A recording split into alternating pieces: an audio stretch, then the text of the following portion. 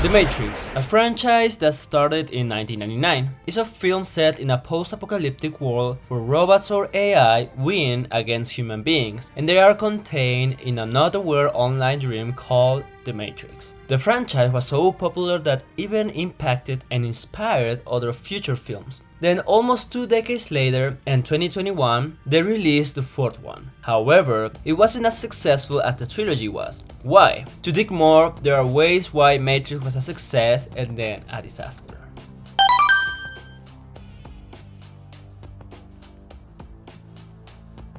Matrix has many great detailed elements in the narrative, characters' name and development, locations, theme, etc. These great detailed elements were very well thought and put in together to create Matrix. This is because the directors decided to add myths, theology and archetypes.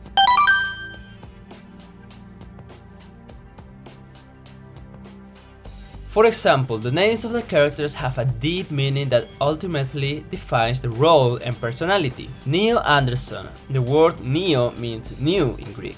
In the film, he is the new rebel of the story, the new hope for humanity, the new chosen one. Neo, as the one, needs to learn how to free his mind and have faith that the Matrix is just mad and nothing is real. Once he accomplishes this, he transcends as a character, learning how to move and control freely inside the Matrix. Morpheus is also Greek, which means the shaper of dreams, and in Greek mythology, Morpheus is the god of dreams. In the film, Morpheus is the one who takes out Neo from the profound dream called Matrix. He is as well the one who gives humanity hope, a dream of being free. Trinity comes from the unity of the three Christian gods, the Father, the Son, and the Holy Spirit. This is a bit tricky, however, since the beginning, Trinity was always problematic for the Matrix, therefore she is as enigmatic as the concept of a three-in-one being.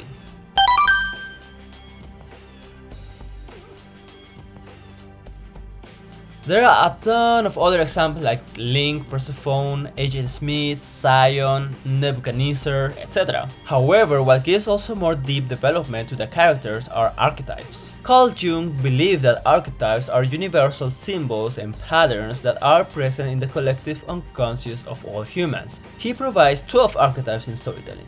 The hero, who goes through the hero's journey from The Hero with a Thousand Faces by Joseph Campbell. In this case, Neo is the hero who first starts in the known, the Matrix. He is called to adventure by Morpheus to be freed by the Matrix. There is also another archetype Neo embodies, which is not part of Carl Jung's 12 archetypes. Anyway, the archetype he embodies as well, especially in the third film Matrix Revolutions, he represents the one who sacrificed. In theology, Jesus Christ is the one who embodies the ultimate archetype, since he sacrifices himself for the sake of humanity. Neo does the same thing. He sacrifices himself so humanity can live by doing a deal with the architect, another archetype called the ruler. The villain of the story, Agent Smith, could be the rebel, since he in the first movie unplugs his earpiece and says that he wants to be free. I'm going to be honest with you.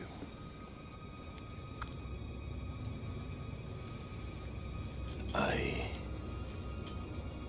hate this place, this zoo, this prison, this reality, whatever you want to call it. I can't stand it any longer. I must get out of here. I must get free. Also, starting in the second film, he seeks radical change and disrupts the status quo. He is also willing to destroy what isn't working, and just like a virus, starts spreading himself and controlling the whole Matrix.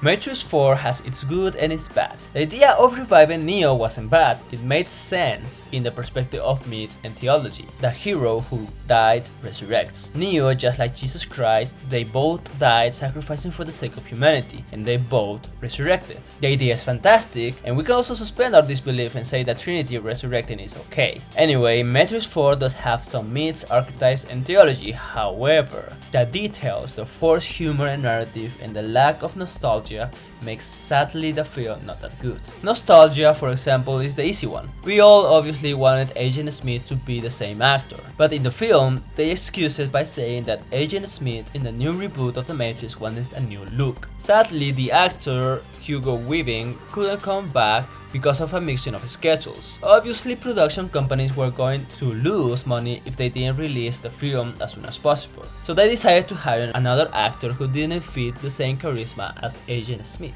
The same goes with Morpheus. The idea that he replaces Morpheus is something fans didn't like. The actor who originally portrayed Morpheus, interestingly, was never invited to appear in Matrix 4, which is confusing and strange. Obviously, the new actor who portrays Morpheus didn't get the same charisma as the original Morpheus. The force and cringe humor also makes fade away the seriousness and dramatic melodrama and brilliant storytelling of the original trilogy, especially with the ridiculous post-credit. What we need is a series of videos that we call the Catrix.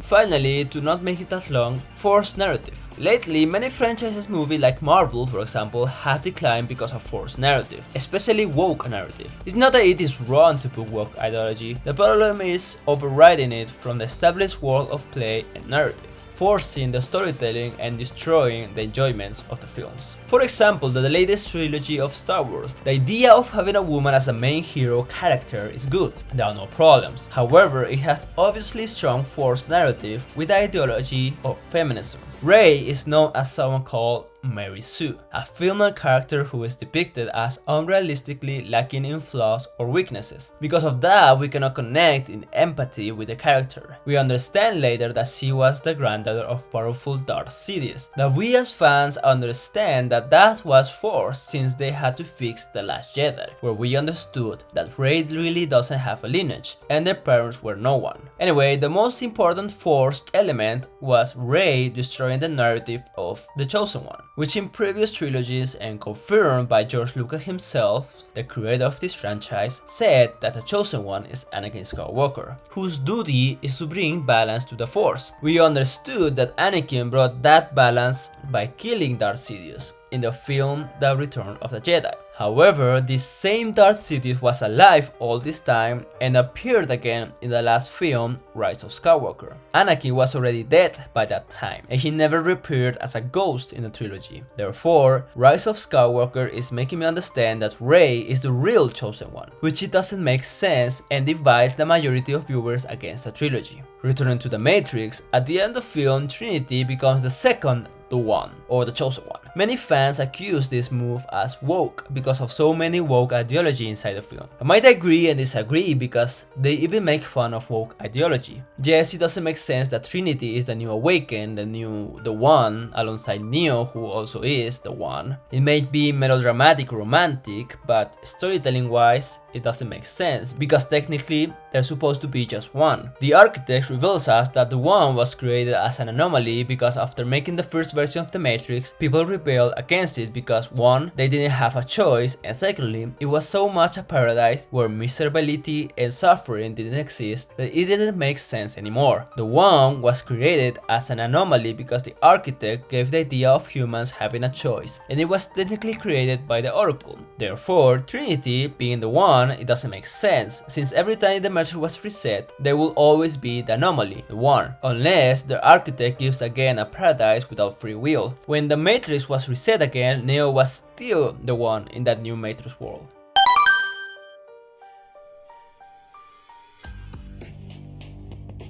Overall, I might be wrong, I'm just providing some evidence about how good the first Matrix were great and the reasons why Matrix 4 wasn't a success. Now everything could be fixed if they explain everything in Matrix 5. For example, the Trinity becoming an anomaly can be fixed if they do the narrative that Trinity was never a human and or Neo is in the third anomaly. Yes, 3. Meaning that Trinity is the third anomaly, Neo the first anomaly, and the third anomaly is Agent Smith. This could make sense since Agent Smith from the beginning was an anomaly program who rebels the rules even before Neo's code gets mixed with Agent Smith. This could also provide more sense than name Trinity, since it talks about three godly figures, Neo, Trinity, and Smith. Three anomalies which purpose is to destroy the Matrix and free human beings. It is what Agent Smith does despite hating humanity. He destroyed the Matrix.